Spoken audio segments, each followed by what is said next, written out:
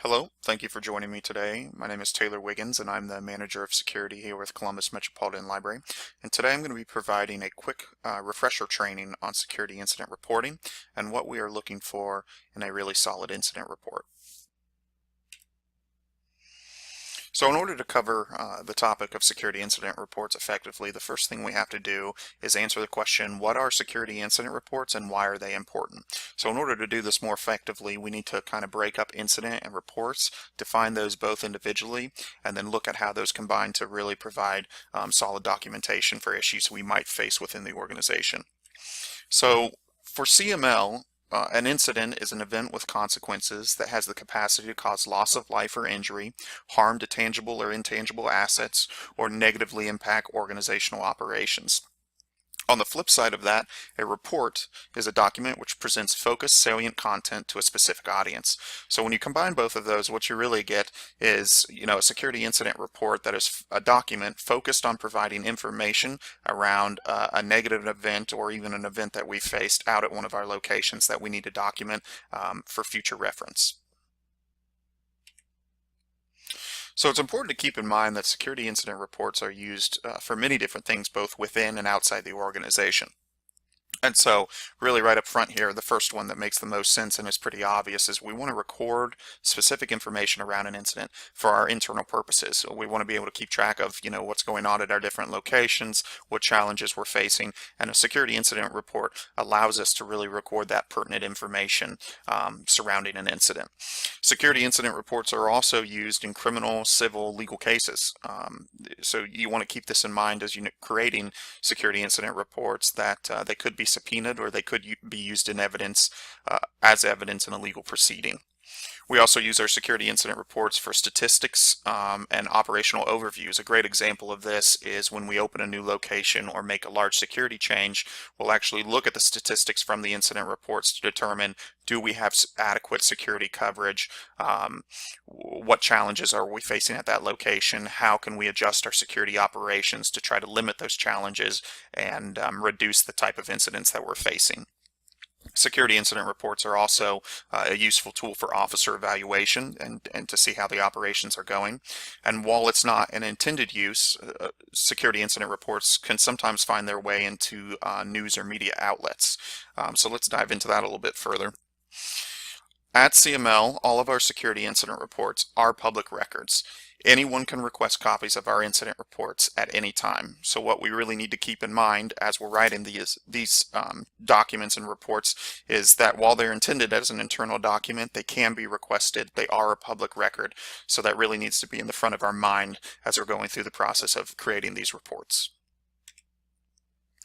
So now let's look at the question of what makes a good report. Here at CML, we follow the FACT model of reporting, and basically what that stands for is we want our reports to be factual, accurate, clear, and thorough. A really effective security incident report has these four attributes, and you can see them throughout the actual report. So let's dive into the definitions of these.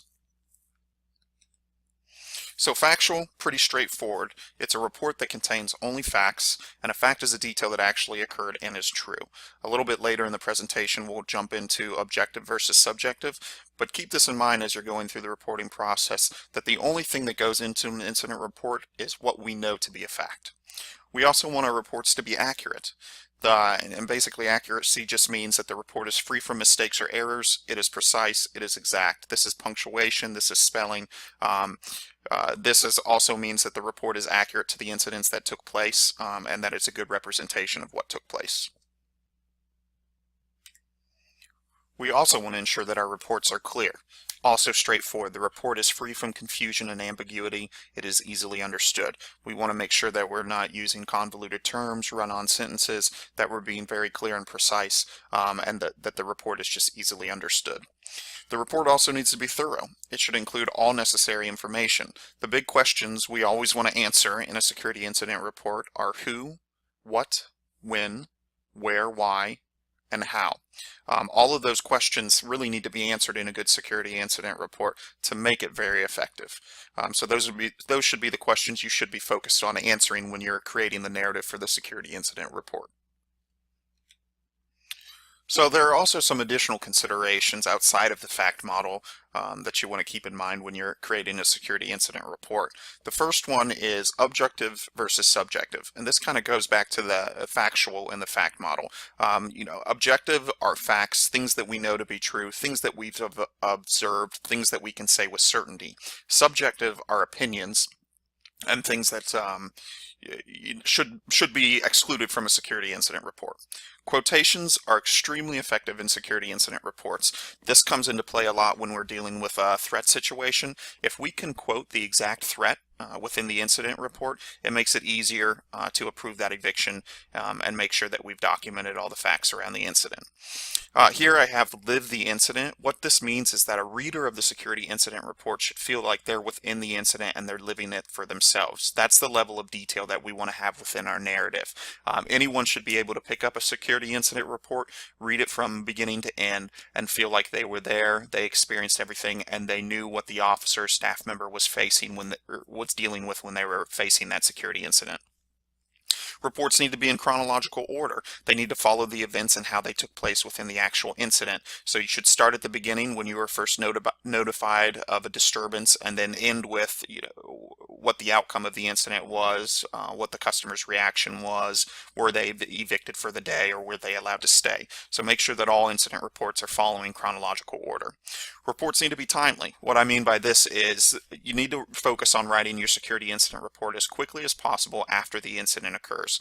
We all know that if an incident happens and you go home and you sleep on it and some hours have passed or a day has passed, the facts are not going to be as fresh in your mind, and the incident report will be lacking some detail that's really important to have included in the narrative. So make sure that you're filling out your incident reports as quickly as possible after the incident has occurred. Reports need to be grammatically correct. It's important to use spell check. It's important to make sure that everything looks good in the narrative and that we're using proper English.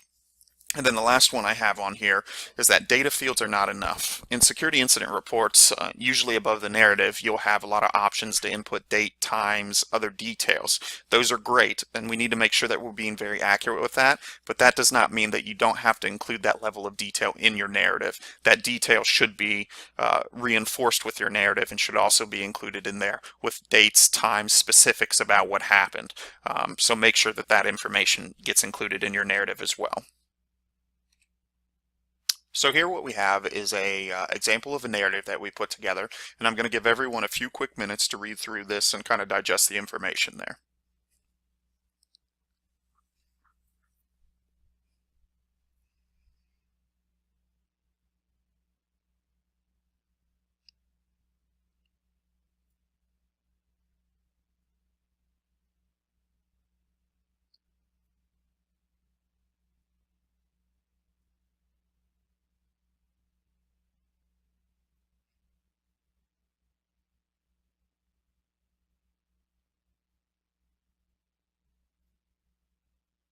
So a few things about this narrative example that I want to point out is that we start with the date and the time that the security officer was notified of the incident, and you'll notice that the security officer is also speaking in first person and identifies himself at the beginning of the incident report. This is really important for any security officer, staff member throughout CML to begin this way, to identify themselves and provide the date and time. You'll also notice that the narrative does a great job of documenting the steps the officer took to remedy the situation. You'll notice that when the officer enters the computer lab, the customer stands up, screams, causes a disturbance, and the officer initially provides her with a warning or a chance to change her behavior before it escalates to a day-long eviction. Also worth noticing is that there's some direct quotes in this narrative, both of the officer and the customer, and that you'll see that some profanity is included. It's really important when we're using quotations within a narrative that we get the quotations exactly word for word. If profanity is used, we need to include that in the incident report because it helps the reader feel like they were there and know exactly what was said. And then you can see at the end of the report, there's also the last line, which lets you know that the customer, Mrs. Lynch, left the library without further incident and the incident was over. So this is a great example of a noise or behavioral disturbance narrative report that we would would be looking for. Now, granted, if it's a larger incident or something a little bit different, the narrative would probably look different, be longer. There's a lot of variables, but here's a good example of one for a noise and behavioral disturbance. So two questions that we often get in security administration are original report, a supplement, or a new report altogether. So what we want to keep in mind here is we want to document every incident that occurs individually. If there are multiple code of conduct infractions in one incident, that can go in a single incident report, and that report should be coded as the highest level of violation within the entire incident. If it's a separate incident, separate day, separate people, that needs to be a new incident report altogether. And the purpose of a supplement is to only provide additional information around a single incident. So our reporting system does allow us to link security incident reports together. So we want to make sure we're doing that. And we also want to make sure that when we have more information around an individual incident, that we're using a supplement to provide that information within the actual original incident report. Another question we often get is, when do I need to write an incident report? So anytime we have a code of conduct violation, we need to be documenting it with a security incident report. I'm of the mindset, when in doubt, document. So keep that in the back of your mind as you're out there and you're at the locations and you're dealing with different incidents that come up. If you have any questions, reach out to security administration, your security officer at your site, and ask them, and they'll have a good idea around whether an incident report needs to be written. Also, at a very minimum, whenever we are asking the customer to leave for the day, even if it's just for the day eviction, we need to make sure we're documenting that with an incident report. And we also need to make sure that we're documenting when we're dealing with a customer who is a repeat violator in a certain area. A lot of our evictions vary depending on which violation it is, whether it's a first, second, or third violation. We need to have each of those violations documented in a security incident report to be able to escalate the eviction to the next level. So now I'll share with you a few quick tips on really writing an effective incident report. So the first one is that spell check is our friend. Our current incident reporting platform doesn't provide spell check, but the one we're migrating to does. So for the time being, if you want to type your narrative in Microsoft Word, spell check it there, copy and paste it in, please do that. And then when we make the transfer over to the new incident reporting system, please ensure that you're using spell check when you're writing your narrative and that everything is spelled correctly. So the next one, caps lock is not our friend. Some incident reports that I see will be in all capital letters. Somebody uses caps locks and types it out that way. Please don't do that. It sometimes even makes it more difficult to read and comes across as yelling. So let's not use caps locks for incident reports. Number 3, in the never-ending sentence. You'll see this a lot in incident reports, especially when people are focusing on being chronological, that there'll be a run-on sentence. So try to avoid that and make sure that you're having really clear, succinct sentences that get the point across. Use names and pronouns, I, he, her. It needs to be in first person, so you are fine to use those throughout your incident report.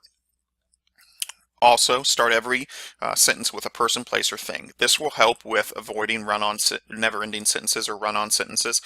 If you keep it focused like that and you begin every sentence with a person, place, or thing, it almost forces you to have real, clear, succinct thoughts within your narrative. Number 6, keep it simple. In the military, they use this a lot, keep it simple.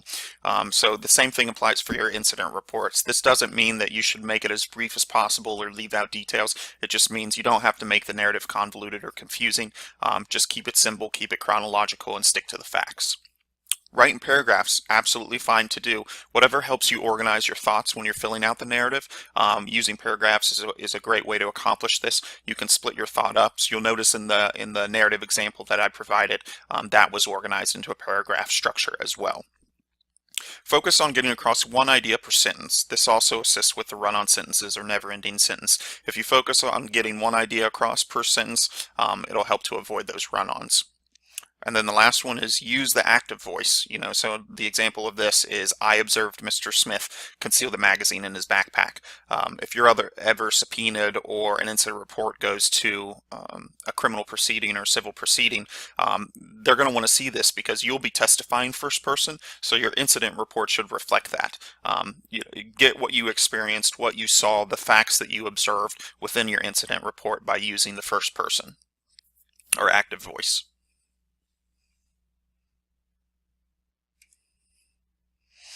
So there are some additional resources that will be posted at the end of this training that you can look through if you're needing any help, if you have any questions. So the first one, I will include some links to some video trainings around writing incident reports, narratives. These are provided by Police One. It's an online training organization for police and security officers, but they are applicable to anyone that fills out security incident reports, and they're really worth your time if you have a couple minutes to spare and can click through some of those videos. There'll also be some website links included on how security officers can properly document incidents. Could give you some tips, some tricks, maybe some other things that weren't in this PowerPoint presentation that you can have as a resource.